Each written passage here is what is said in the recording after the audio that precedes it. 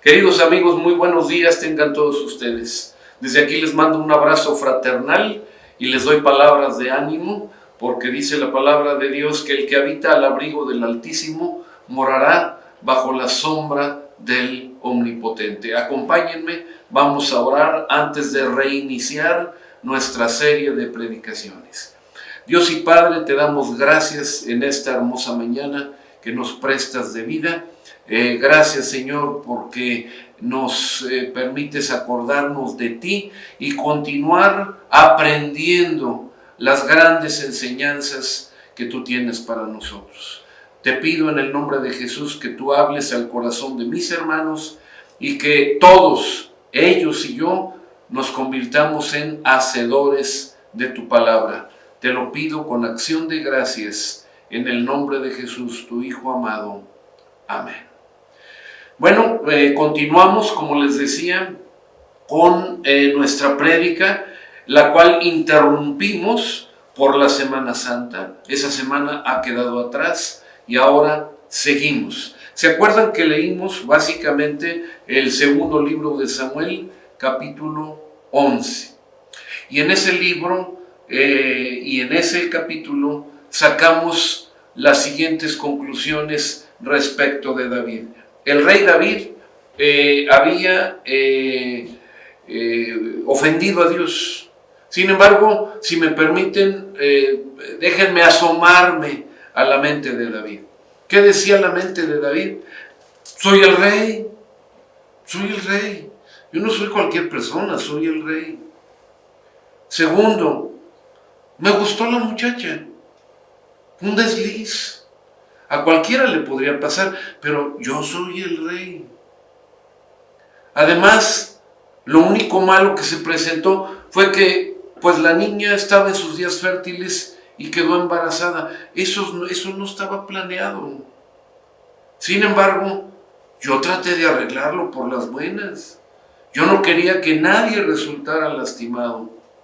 Pero Urías es un fanático de su nación, o era un fanático de su nación, inclusive de su rey, y él fue el que empeoró todas las cosas. Así que, pues, me disculpan, yo no quería hacer nada malo. Todo va a quedar en un secreto entre ustedes, Joab y un servidor. No se lo digan a nadie. A todo mundo le puede pasar. Ahí dejamos el capítulo 11 con una pequeña salvedad. Una anotación al final del capítulo que dice, una parte que a nadie nos gusta cuando se aplica en nosotros, pero dice, mas esto que David había hecho fue desagradable ante los ojos de Jehová. A veces nos cuesta trabajo pensar cómo David, ese hombre conforme al corazón de Dios, insisto, no lo estoy juzgando, soy igual o peor que David, pero él que había tenido tanta comunicación con el Señor, ¿por qué ignoró? ¿Por qué por un momento se le pasó que Dios estaba al pendiente de todo lo que sucedía? Que Dios no era fácil de engañar. ¿Y saben por qué sucede eso? Porque somos engañados.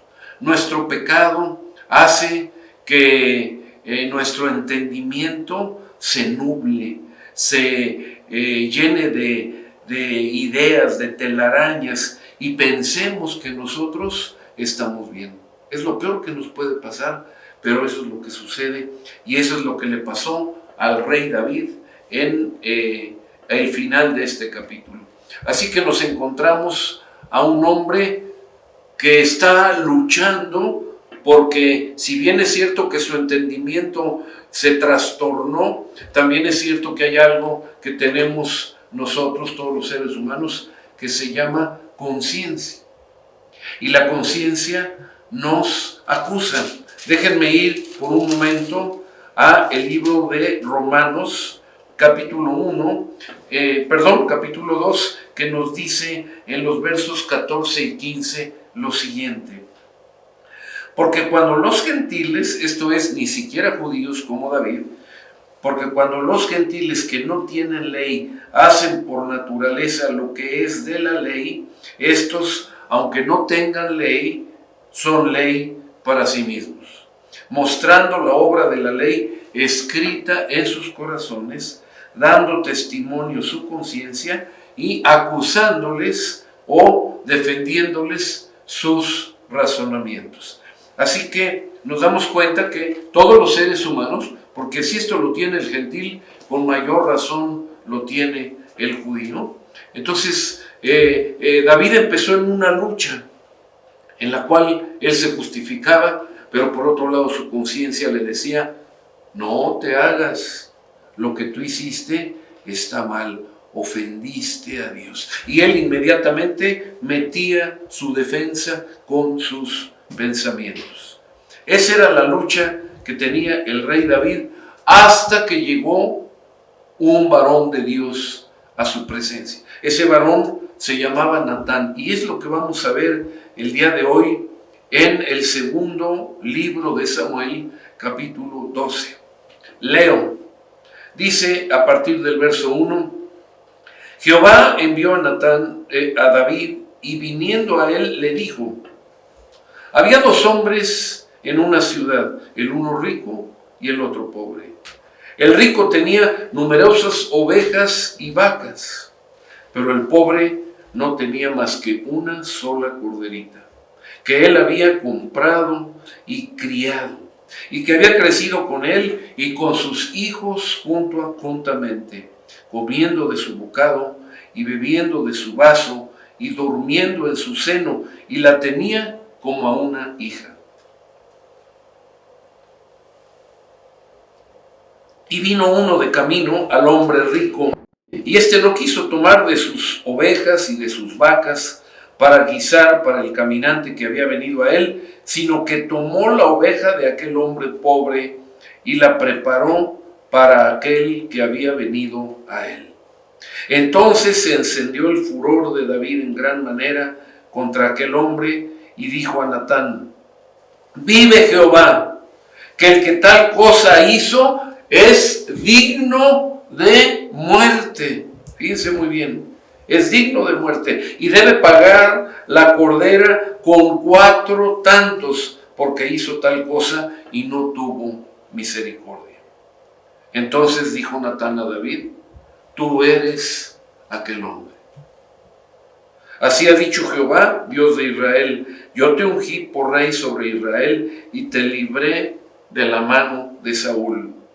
Y te di la casa de tu señor y las mujeres de tu señor en tu seno. Además te di la casa de Israel y de Judá. Y si eso fuera poco, te habría añadido mucho más. ¿Por qué pues tuviste en poco la palabra de Jehová, haciendo lo malo delante de sus ojos? A Urías Heteo heriste a espada, esto es, lo mataste, y tomaste por mujer a su mujer, y a él lo mataste con la espada de los hijos de Amón. No te hagas. El instrumento fueron los hijos de Amón y tu fiel Joab, pero el homicida, el asesino intelectual, eres tú. Por lo cual, ahora no se apartará jamás de tu casa la espada, por cuanto me menospreciaste y tomaste la mujer de Urías Heteo para que fuese tu mujer. Así ha dicho Jehová, he aquí yo haré levantar el mal sobre ti de tu misma casa, y tomaré tus mujeres delante de tus ojos y las daré a tu prójimo, el cual yacerá con tus mujeres a la vista del sol. Porque tú lo hiciste en secreto, mas yo haré esto delante de todo Israel y a pleno sol. Entonces dijo David a Natán, pequé contra Jehová. Y Natán dijo a David, también Jehová ha remitido tu pecado, no morirás. Mas por cuanto con este asunto hiciste blasfemar a los enemigos de Jehová, el hijo que te ha nacido ciertamente morirá. Y Natán se volvió a su casa, y Jehová hirió al niño que la mujer de Urías había dado a David, y enfermó gravemente. Y hasta ahí vamos a dejar este pasaje hasta el verso 15, y vamos a sacar las conclusiones importantes para nosotros. Insisto, no es un juicio sumario en contra de David, simplemente por qué Dios deja este escrito con tantos detalles para que tú y yo, sí, tú que me escuchas, no caigamos en el error de David.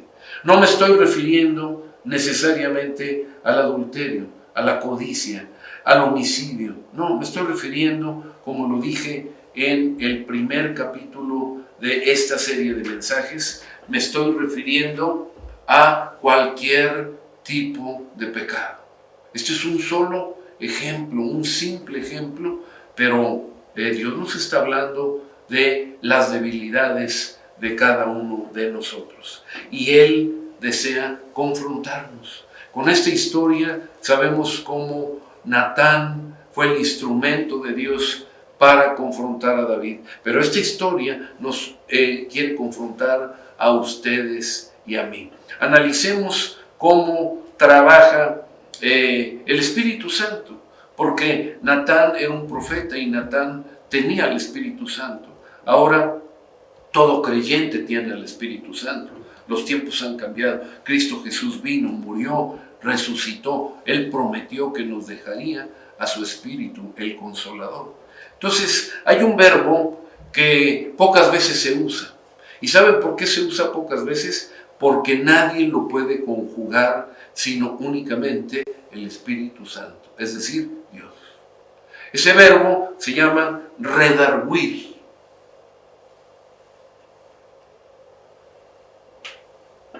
¿Qué es redarguir? Convencer de pecado.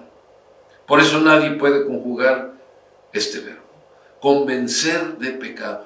Solo el Espíritu Santo puede trabajar con el ser humano. Y en este caso, como el Espíritu Santo no estaba al alcance de todos los seres humanos, Dios utilizaba a sus siervos, los profetas. Sin embargo, en concreto, el trabajo que estaba haciendo el Espíritu Santo de Dios en el corazón de David era convencerlo de pecado. Y les digo, parece increíble que él, siendo un varón conforme al corazón de Dios, realmente no estuviera convencido de pecado. Pero así fue. Entonces, Dios, que nos ama y que dice de tapa a tapa en este libro sagrado, no quiero la muerte del malo, del que está en pecado, sino que se arrepienta y viva. Lo dice en términos que pudieran ser, juro por mí mismo, así está hablando Dios. No quiero que nadie se condene, sino que procedan al arrepentimiento y vivan. ¡Qué Dios tan maravilloso!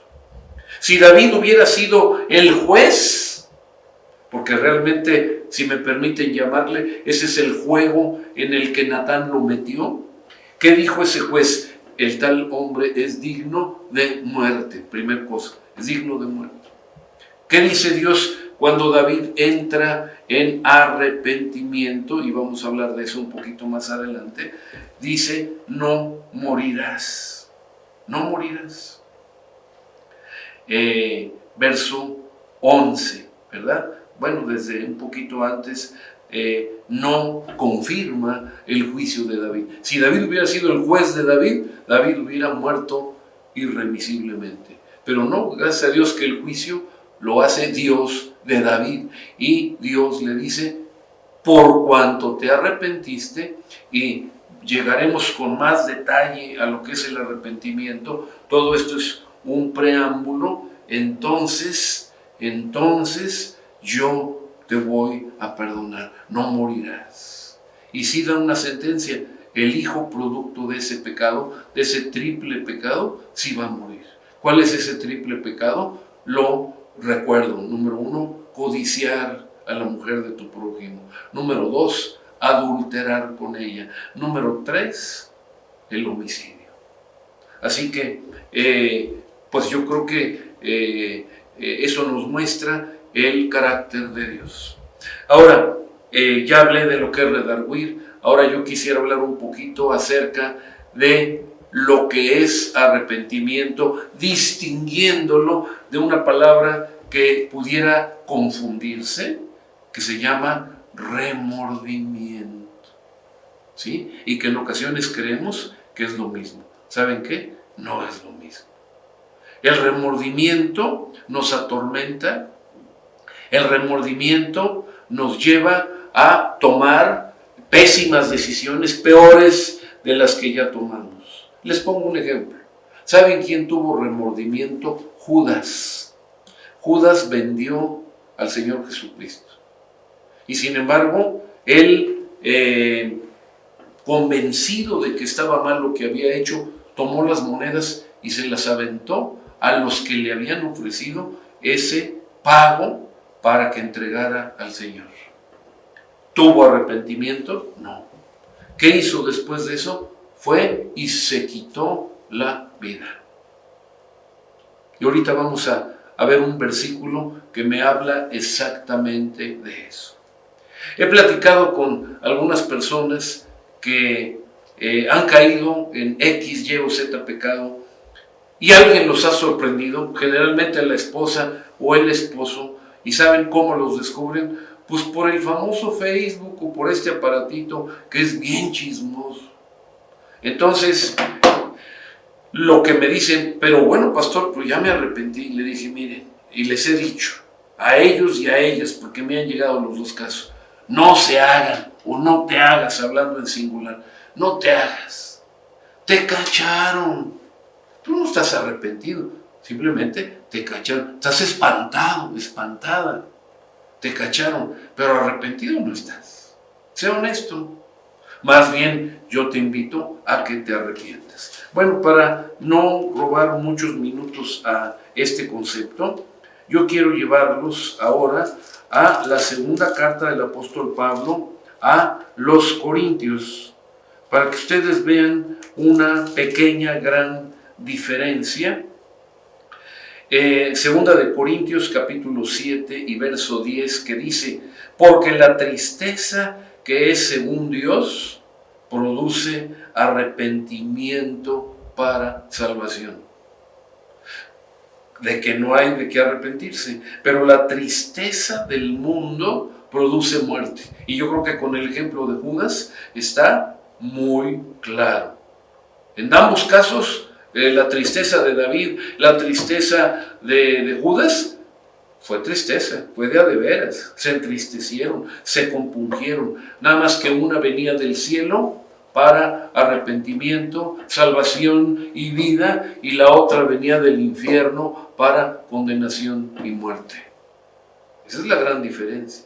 Entonces, Dios está enfrentando a David a una tristeza profunda. Dios lo llevó a una tristeza profunda precisamente para que de ahí viniera arrepentimiento, porque la tristeza que según Dios produce arrepentimiento. ¿Y para qué es este arrepentimiento? Ya lo dijimos, para salvación. Así que, pues, bienvenida a la tristeza. Qué bueno que Dios nos lleva a esa tristeza. ¿Por medio de qué verbo? El verbo redarguir. Al redarguirnos, Dios nos hace sentir mal. Nos hace sentir como la peor de las cucarachas. Pero no para aplastarnos, sino para decir, ya viste dónde estás, ahora agárrate de mi mano que yo te levanto. Entonces, no olviden, repito el pasaje, es muy importante, segunda de Corintios 7:10. Ahí nos habla de lo que es remordimiento y de lo que es arrepentimiento. Ahora, yo quisiera en la parte final de esta meditación que me acompañen, porque aquí lo dice muy rápido el segundo libro de Samuel, pero acompáñenme para que ustedes vean por qué Dios perdonó a David. Yo sé que si ustedes hubieran sido el juez de David, algunos no lo hubieran perdonado. Tal vez yo no lo hubiera perdonado, pero gracias a Dios que ni ustedes ni yo juzgamos a David, lo juzgó Dios. Ahora, como les decía, Samuel nos habla muy rápido de lo que pasó, pero vean lo que pasó en el corazón de David. Salmo 51. Dice, ten piedad de mí, Y voy a leer un poquito el párrafo que viene al principio en mi versión, en mi Biblia. Dice: al músico principal, Salmo de David, cuando después de que se llegó a Betsabé, vino a él Natán el profeta. Entonces, estamos hablando del mismo caso. Ahora sí, ten piedad de mí, oh Dios, conforme a tu misericordia. Conforme a la multitud de tus piedades, borra mis rebeliones. Lávame más y más de mi maldad y límpiame de mi pecado, porque yo reconozco mis rebeliones y mi pecado está siempre delante de mí. Contra ti solo he pecado y he hecho lo malo delante de tus ojos, para que sea reconocido justo en tu palabra y tenido por puro en tu juicio.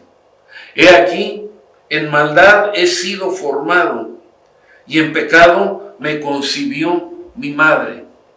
He aquí, tú amas la verdad en lo íntimo, y en lo secreto me has hecho comprender sabiduría. Purifícame con hisopo y seré limpio. Lávame y seré más blanco que la nieve. Hazme oír gozo y alegría, y se recrearán los huesos que has abatido. Esconde tu rostro de mis pecados y borra todas mis maldades. Crea en mí, oh Dios, un corazón limpio y renueva un espíritu recto dentro de mí. Yo creo que el verso 10 vale la pena que tú y yo nos lo aprendamos de memoria. Crea en mí, oh Dios, un corazón limpio y renueva un espíritu recto dentro de mí. No me eches de delante de ti y no quites de mí tu Santo Espíritu. Vuélveme el gozo de tu salvación y espíritu noble me sustente. Entonces enseñaré a los transgresores tus caminos y los pecadores se convertirán a ti. Líbrame de homicidios, oh Dios, Dios de mi salvación. Cantará mi lengua tu justicia.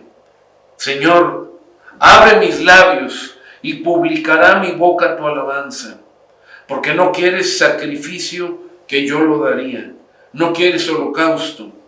Los sacrificios de Dios son el espíritu quebrantado. Al corazón contrito y humillado no despreciarás tú, oh Dios. Haz bien con tu benevolencia a Sión. Edifica los muros de Jerusalén. Entonces te agradarán los sacrificios de justicia, el holocausto u ofrenda del todo quemada. Entonces ofrecerán becerros sobre tu altar. Empezaste escuchando este salmo pensando en David, pero yo sé que a medida que yo avancé en la lectura, empezaste a pensar en ti. ¿Cierto o no es cierto? Yo creo que este salmo nos lo hemos apropiado cada uno de nosotros, no una, sino muchas veces. Porque el ejemplo es David, el que estamos estudiando es David, pero el caso que nos ocupa eres tú, soy yo.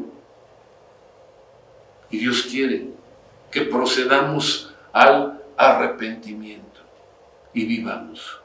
Porque la tristeza que provoca el Espíritu Santo nos lleva a el arrepentimiento nos lleva a la vida y la vida nos lleva a la salvación.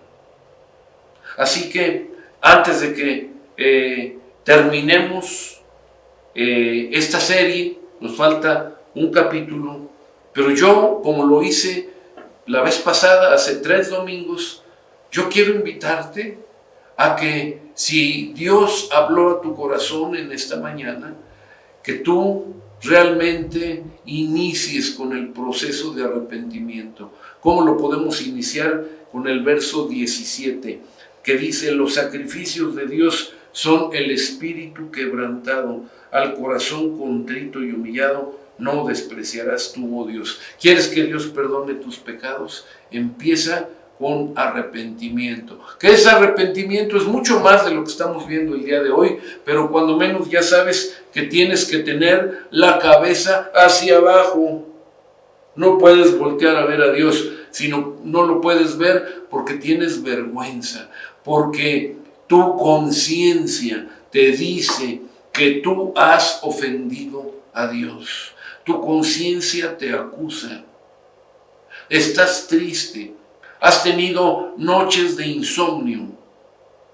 Y la respuesta a tu problema empieza con este ejercicio. Arrepiéntete.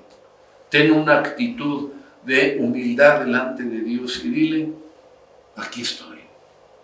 Ya no me voy a andar escondiendo, porque si tú te escondes, lo único que va a pasar es que te vas a alejar de Dios.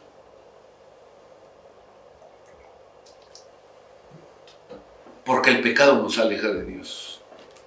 Dice el libro de Isaías, en el capítulo 59, voy a leer los versículos, nada más del 1 al 3, podía seguirme, pero nada más del 1 al 3, que dice, he aquí que no se ha cortado la mano de Jehová para salvar, ni se ha agravado su oído para oír. Pero vuestras iniquidades han hecho división entre ustedes y su Dios, y sus pecados han hecho ocultar de ustedes su rostro para no oír. Porque vuestras manos están contaminadas de sangre, y sus dedos de iniquidad, sus labios pronuncian mentira, habla maldad su lengua. Y vienen muchas otras cosas más, pero lo dejo hasta ahí porque me despido dejando este versículo en su corazón. Ese pecado que no queremos confesar, que no nos hemos arrepentido, que nos seguimos escondiendo de nuestro Dios, ha provocado una división entre ustedes y Dios. Y sus pecados han hecho que Dios voltee su rostro. Es lo que dice. No es de que ya le falle el oído, como a mí, por mi edad. No, a Dios no le falla el oído. Simplemente ha volteado su rostro para no escucharnos por culpa de nuestro pecado. ¿Qué tenemos que hacer? Ya les dije, Salmo 51, agachar la cabeza, ir delante de Dios, dejar de esconderte como Adán y Eva, que fue ridículo lo que hicieron, pero pues eran nuestros ancestros y representan la actitud del ser humano. Cuando pecamos nos escondemos de Dios. Sal de tu escondite, dice Dios en esta mañana. Ya deja de esconderte. Es tiempo de que hablemos. No te voy a enviar a Natán, te voy a enviar a mi Espíritu Santo para que hablemos. Dios nos hace una invitación muy hermosa y está justamente en el mismo libro de Isaías, que nos dice, venid luego, dice Jehová. Estoy hablando de Isaías capítulo 1, verso 18. Venid luego, dice Jehová el Señor, y estemos a cuentas. Si sus pecados fueren como la grana es un tinte, color rojo subido. Si fueran como la grana, como la nieve serán emblanquecidos. Si fueran rojos como el carmesí, otro tinte del mismo color, un rojo subido, vendrán a ser como blanca lana. La propuesta del Señor ahí está. Él siempre toma la iniciativa. ¿Sabes qué mereces tú y qué merezco yo quizá antes que tú? Merecemos la muerte, dice la palabra de Dios en Romanos 6:23, primera parte, porque la paga del pecado es muerte. Lo que tú y yo merecemos es la muerte. Lo que David merecía era la muerte. Lo que toda la raza humana merece es la muerte. Y sin embargo el Señor dice, vengan y estemos a cuentas. Así como Dios llamó a David por medio del profeta Natán, así Dios te está llamando a ti, te está llamando a ti, te está llamando a ti, me está llamando a mí. Vengan, estemos a cuentas. Todavía es tiempo. Ya cuando ustedes estén en un féretro, cuando ya esté en un féretro, ya no habrá nada que hacer. Hoy es día de salvación. El apóstol Pablo lo entendió y en una de sus cartas a los Corintios, me imagino, brincó de gozo, aventó la pluma con la que estaba escribiendo cuando él entendió y dijo: hoy es el día de salvación. Amigos, hoy es el día de salvación. Cierren sus ojos. Yo quisiera, por medio de esta oración, invitarte a ti que me escuchas. No pienses en codicia de la mujer ajena, no pienses en adulterio, no pienses en homicidio para tapar tus pecados anteriores. Piensa en tu caso, piensa en las cosas que a Dios le desagradan de ti. Confiésalas en este momento. Yo voy a hacer una oración por todos ustedes, pero tú la tienes que repetir ahí en casa. Dios y Padre, te damos gracias en esta hora, porque a mí me pasó. Empecé a leer el Salmo 51. Cuando iba a la mitad ya ni me acordaba de David y Betsabé. Ya me estaba acordando de mí. Qué hermoso es cuando nos apropiamos ese Salmo. Por eso llegamos delante de ti en esta hora con humildad, reconociendo nuestro pecado. Dándote gracias, porque en lugar de decir aplíquese la sentencia que tú mismo has juzgado, levantaste el castigo a David. Lo hiciste después de que en su corazón leíste el Salmo 51, porque tú lo leíste antes de que fuera escrito. Tú viste que este varón se arrepintió de todo corazón. Así que, Padre, yo pido que mis hermanos que me están viendo y me están escuchando, y un servidor, lleguemos a tus plantas en esta mañana y te digamos: Padre, perdónanos, perdónanos, porque hemos pecado contra ti. Ten misericordia de nosotros. Gracias por la tristeza que has enviado a nuestro corazón, porque empezamos a decaer, pero para bien, porque tu tristeza nos está llevando el día de hoy al perdón, el perdón a la salvación. Gracias, Señor, por esta vida. Esa es la vida que Cristo nos ofrece en Juan 10:10, cuando dice: pero yo he venido para que ustedes tengan vida y vida en abundancia. Padre amado, alabado seas por siempre. Y gracias, porque si yo me estoy apropiando de este perdón, entonces será borrado el pecado que yo cometí. ¿Puedes acaso borrar el pecado de David? ¿Es posible borrar toda la conspiración que hizo David? Sí, sí es posible. Entonces también es posible que tú borres mis ofensas, para que se cumpla tu palabra cuando dices: cuanto está lejos el oriente del occidente, hice alejar de ustedes sus rebeliones. Padre, gracias. Ya no estaré escondiéndome. Ya no hace falta que me cubra con hojas de higuera, que trate de ocultarme de ti o de hacerme loco pensando que no te he ofendido.